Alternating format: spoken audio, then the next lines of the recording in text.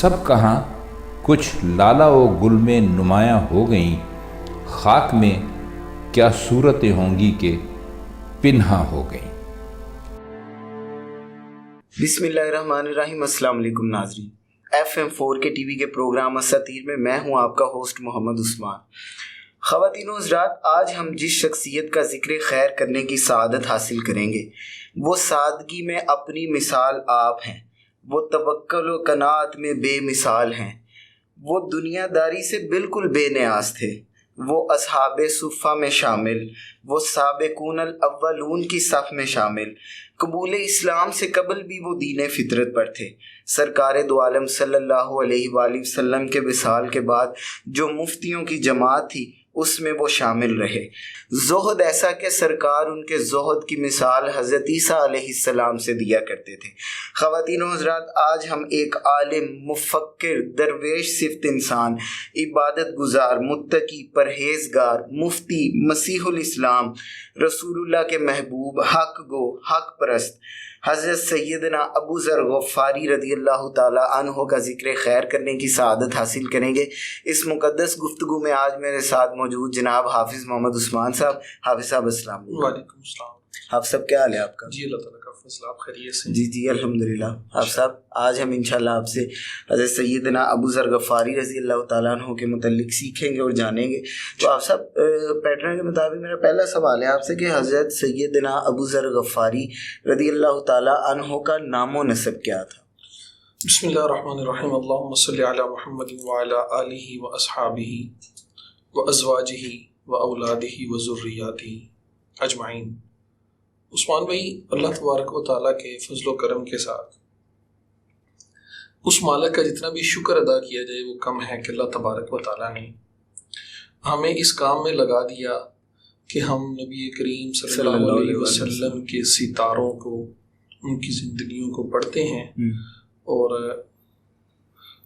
उसका कुछ ना कुछ हिस्सा कोशिश करते हैं कि उसको समेट के और मुख्तसर वक़्त के अंदर एक समुंदर को कूज़े में बंद करके वहाँ की खिदमत में पेश किया जाए। हज़रत अबू ज़र ग़फ़ारी रज़ियल्लाहु तआला अन्हु, इनका नामो नसब कुछ यूँ है, इनका नाम जुंदुब है और इनका जो लक़ब है वो मसीहुल इस्लाम है।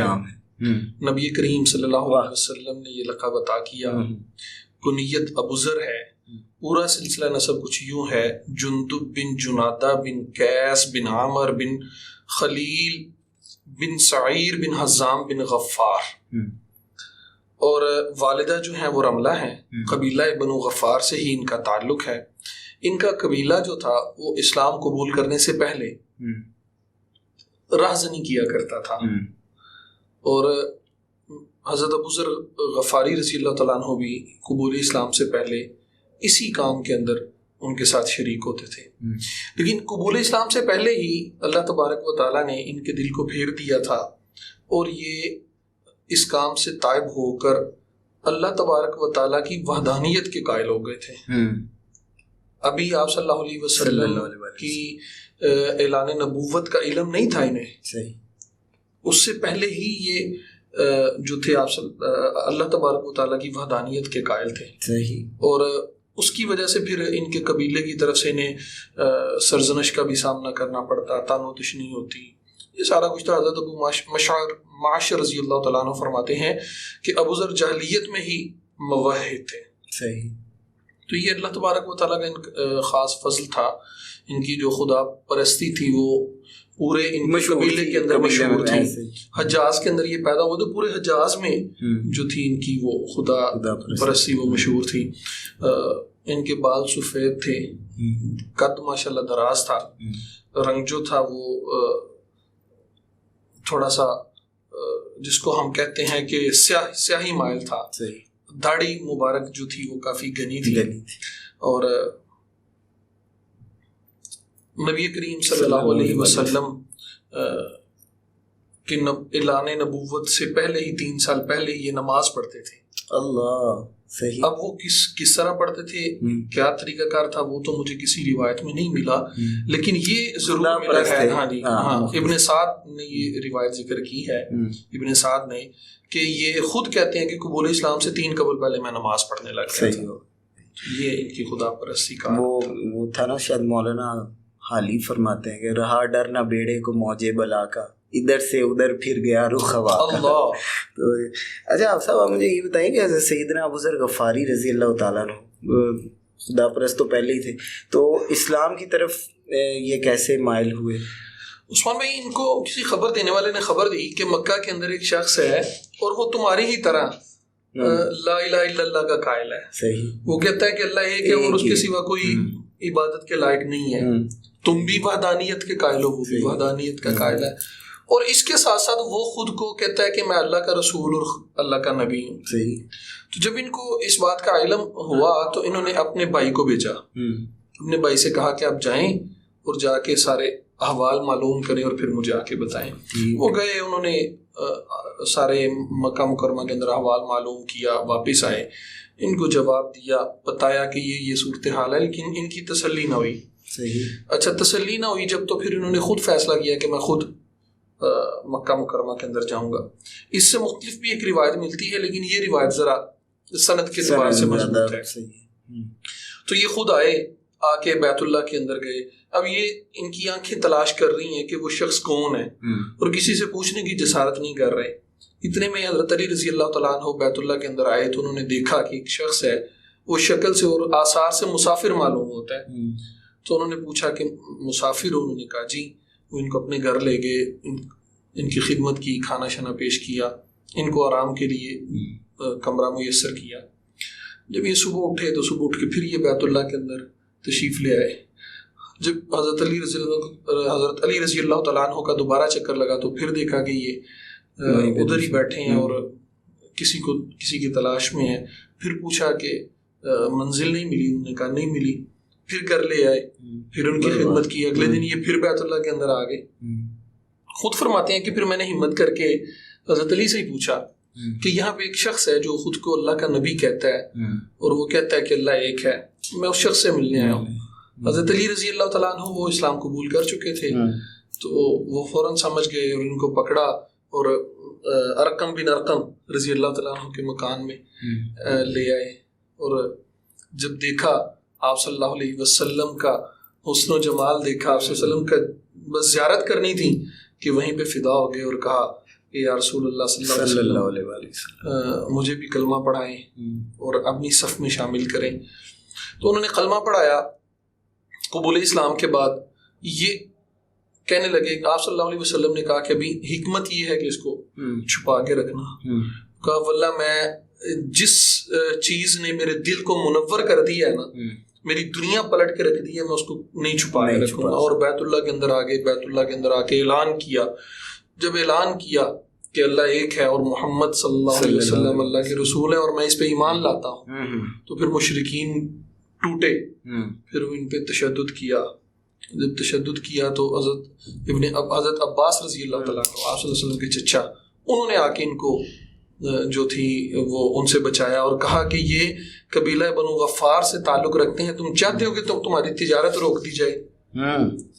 یعنی وہ تو رازنی میں پہلے مشہور ہے, اور اگر ان کو پتا چلا کہ ہمارے قبیلے کے مطلب ایک شخص کو انہوں نے مارا ہے تو وہ تو تمہاری تجارت روک دیں گے, تم کچھ نہیں کر سکو گے. تو انہوں نے بچایا. پھر باہر گئے, کچھ دیر آپ صلی اللہ علیہ وسلم کے پاس قیام کیا تو آپ صلی اللہ علیہ وسلم نے کہا کہ آپ اپنے وطن لوٹ جائیں اور وہاں پہ جا کے اسلام کی دعوت دیں. تو پھر یہ حجاز کے اندر واپس لوٹ گئے اور پھر وہاں پہ جس حد تک ممکن تھا اسلام کی دعوت دی. پھر مدینہ ہجرت کا جب وقت آیا, جب انہوں نے مدینہ ہجرت کی تو ہجرت کے بعد یہ آپ صلی اللہ علیہ وسلم کی خدمت پہ معمور ہوئے. آپ صلی اللہ علیہ وسلم کی خدمت کا بڑا ان کو وہ ہوتا تھا, شغف ہوتا تھا. اور پھر آپ صلی اللہ علیہ وسلم سے علم کو لینے کا انہیں بڑی طلب ہوتی تھی. ہر وقت اس مطلب کوشش میں ہوتی کہ آپ صلی اللہ علیہ وسلم کی زبان طاہر سے کوئی جملہ نکلے اور میں اس کو اپنے سینے میں اور اپنے اس میں محفوظ کر لوں. پھر یہ جو تھے ان کا مزاج کچھ ایسا تھا کہ یہ دنیا سے قطع تعلق تھے. فقر خصوصیت تھی اور دنیا جس کا اظہار صحابہ کرام کرتے تھے صحابہ کرام جو کئی صحابہ کرام نے کہا کہ حضرت ابو ذر جو ہیں یہ تارک الدنیا ہے. اور پھر عہد صدیق میں آپ صلی اللہ علیہ وسلم کے وصال کے بعد حضرت ابوبکر صدیق رضی اللہ عنہ کے دور میں یہ بہت زیادہ مطلب بالکل ہی الگ تھلگ ہو گئے, کسی چیز میں بھی حصہ نہیں لیتے تھے. اور جب آپ حضرت ابوبکر صدیق کا وصال ہوا تو پھر یہ انہوں نے شام کے سفر کا انتخاب کیا, وہاں کی غربت کا انتخاب کیا, وہاں پہ چلے گئے. حضرت عمر کے دور میں پھر وہیں پہ گزارا, اور جب شام کے گورنر وہاں پہ تشریف لائے تو یہ اکثر ان کے ساتھ وہ رہتی تھی, کیونکہ خاص طور پہ جب حضرت عثمان غنی رضی اللہ عنہ کا دور آیا تو اس وقت پھر محلات تعمیر ہونے شروع ہوئے, مال کی کثرت, مال کی کثرت ہوئی. تو جب یہ چیزیں ہوئیں تو یہ پھر ان کے ساتھ اختلاف کیا کرتے تھے. تو گورنر شام نے پھر حضرت عثمان غنی رضی اللہ عنہ کو خط لکھا کہ یہ یہاں پہ ہر کام میں حضرت بزرگ مداخلت کرتے ہیں تو آپ ان کو اپنے پاس بلا لیں. حضرت عثمان نے ان کو اپنے پاس بلا لیا. جب یہ ان کے پاس گئے تو پھر حضرت عثمان کی طرف سے بھی ان کو جب کسی بات سے منع کیا جاتا اختلاف ہوتا برملا اظہار اختلاف کا, بالکل. تو پھر حضرت عثمان غنی رضی اللہ تعالیٰ عنہ نے ان کے لیے ربضا کے مقام کا انتخاب کیا اور ان کو وہاں پہ ایک الگ تھلگ جو ہے وہ وہاں پہ گھر دے کے وہاں پہ شفٹ کر دیا. اچھا آپ مجھے یہ بتائیں, ابھی وہ جب آپ بتا رہے تھے کہ قبول اسلام کا کوئی بھی توحید پرست یا کوئی بھی عام انسان جب بھی سوچتا ہے نا, جب سمجھنے کی کوشش کرتا ہے تو اس کی جو منزل ہے وہ اینڈ پہ اسلام ہی بچتی ہے. تو حضرت نصیر ملت فرماتے ہیں نا, وہ کہتے ہیں نصیر تا ابد واجب العمل ٹھہرا, نصیر تا ابد واجب العمل ٹھہرا, وہ دین حق جو محمد نے آشکار کیا صلی اللہ علیہ وسلم. تو اچھا آپ صاحب مجھے یہ بتائیں کہ حضرت سیدنا ابو ذر غفاری رضی اللہ تعالیٰ عنہ, ویسے تو فضل و کمال ان کی ذات میں بے پناہ تھا ہر حوالے سے, تو آپ صلی اللہ علیہ وسلم کی خدمت میں ہر وقت یہ حاضر باش رہتے تھے. صحیح. اور اس کے ساتھ استفادہ, آپ صلی اللہ علیہ وسلم سے استفادہ حاصل کرنے میں اور علم حاصل کرنے میں یہ ایک حریص کی مانند تھے. ہر وقت انہیں بس اس چیز کی لالچ ہوتی کہ میں کچھ نہ کچھ آپ صلی اللہ علیہ وسلم سے لے لوں. اچھا, بہت سے علوم مثلا اصول و فروع, ایمان و احسان, رؤیت باری, اللہ کے ہاں پسندیدہ کلمات, لیلۃ القدر, یہ جتنی بھی چیزیں ہیں ان کے متعلق سوال کرنے والے یہی شخص ہیں. صحیح. آپ صلی اللہ علیہ وسلم سے انہوں نے سوال کیا اور ان کے سوال کرنے کی برکت سے وہ ہم تک ان چیزوں کا جو جواب ہے وہ آپ صلی اللہ علیہ وسلم کی زبان اطہر سے نکلا اور ہم تک پہنچا. تو یعنی علم کے اندر ان کا جو تھا وہ اس قدر وہ لالچ تھا.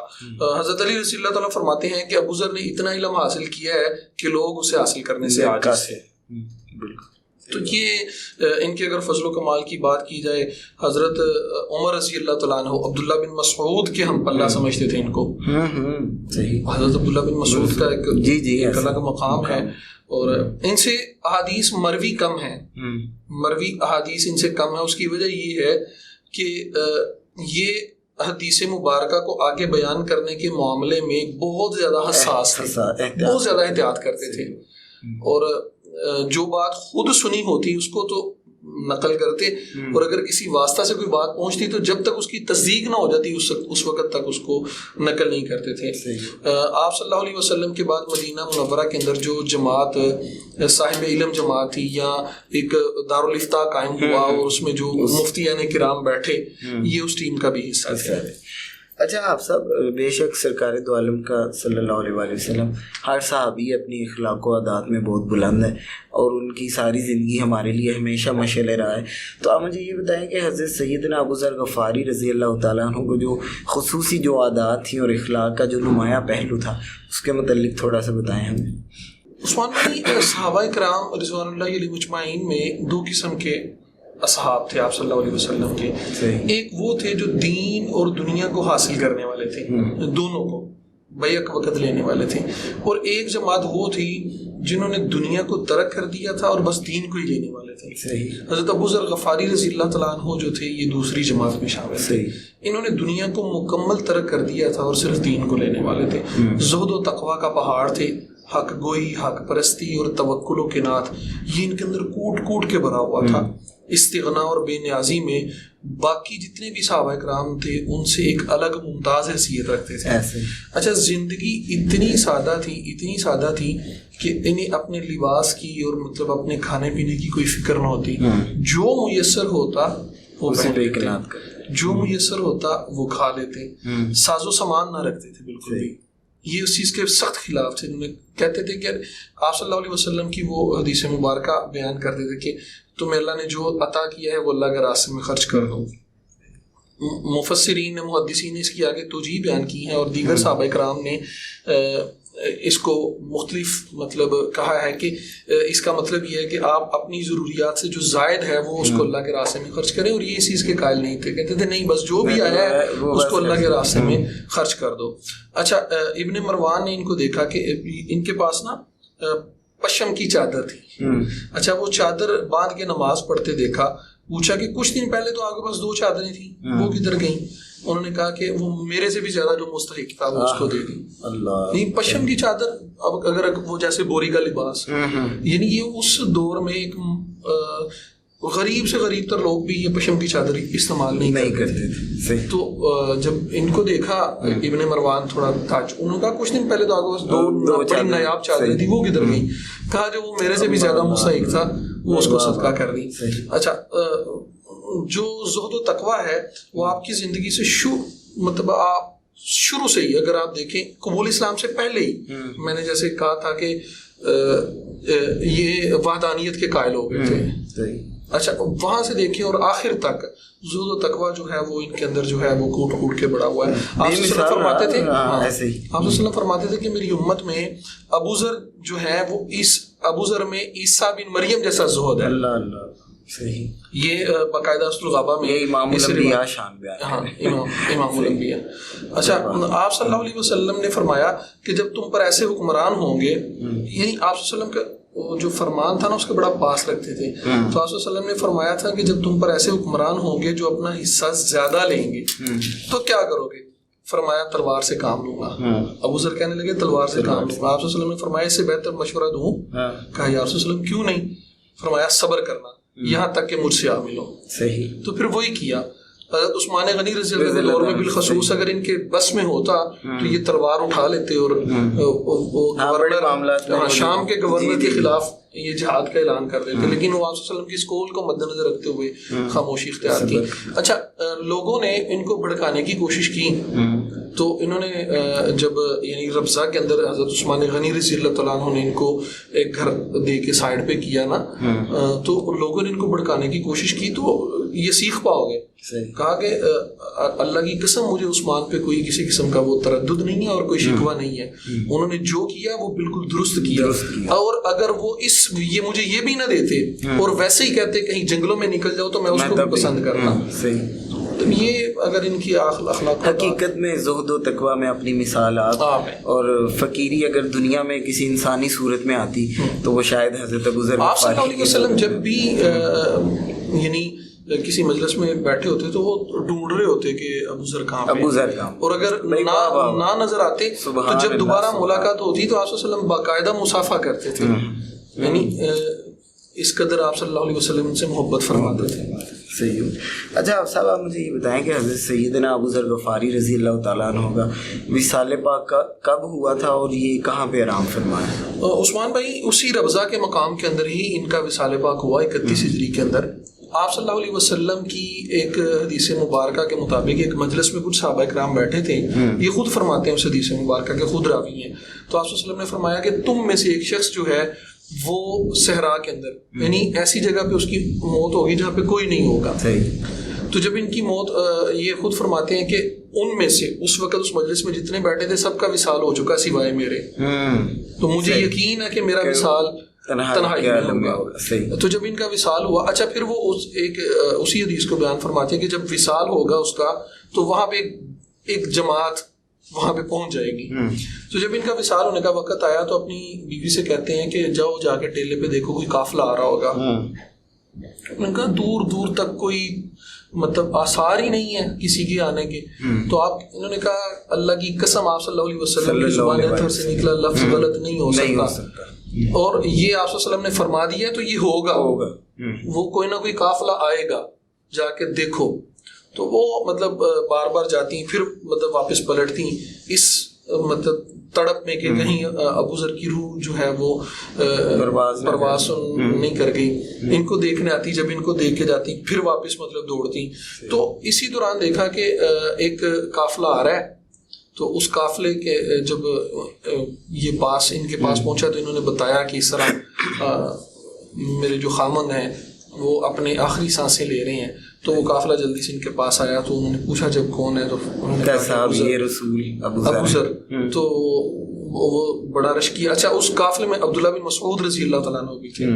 تو بڑا رش کیا اور پھر کہا کہ مجھے تم میں سے وہ بندہ مجھے کفن دے جو کسی بھی طرح حکومتی معاملات میں انوالو نہیں ہے. صحیح ہے. تو وہ جب اس بات کی تحقیق کرنی شروع کی تو ان میں سے ہر ایک کسی نہ کسی طرح حکومتی معاملات میں ملوث تھا. پھر ایک صحابی، انصاری صحابی، وہ اٹھے، انہوں نے کہا کہ میں کسی طرح میں کسی معاملے میں شریک نہیں، اور میرے پاس 2 چادریں ہیں، کہا کہ ان کے اندر مجھے کفن دیا جائے. حضرت عبداللہ بن مسعود رضی اللہ تعالیٰ عنہ نے پھر ان کا جنازہ پڑھایا اور پھر ربضہ کے مقام کے اندر ہی ان کو جو سپرد خاک کیا گیا. اور وہ جو قافلہ تھا یہ یمنی لوگ تھے، کوفہ سے آ رہے تھے اور مدینہ منورہ جا رہے تھے. تو بس آپ صلی اللہ علیہ وسلم کے زبان تھر سے جو نکلا جملہ تھا اس نے سچ ہونا تھا. تو اللہ تبارک و تعالیٰ نے اس کا انتظام فرمایا. بہت شکریہ آفا صاحب، اللہ تعالیٰ آپ کو اس کی جزا عطا کرے. حضرت ابو ذر غفاری رضی اللہ تعالیٰ عنہ جہاں پہ آرام فرما ہے، اللہ تعالیٰ ان کی قبر پہ کروڑا رحمت نازل کرے. آج پروگرام پیش کرتے ہوئے کہیں کوئی غلطی، کوتاہی، غفلت ہوئی تو میں اپنے اللہ کی بارگاہ میں معافی کا خواستگار اور توبہ کا طلبگار ہوں. اگلے پروگرام تک کے لیے اجازت دیجیے. والسلام علیکم ورحمۃ اللہ وبرکاتہ.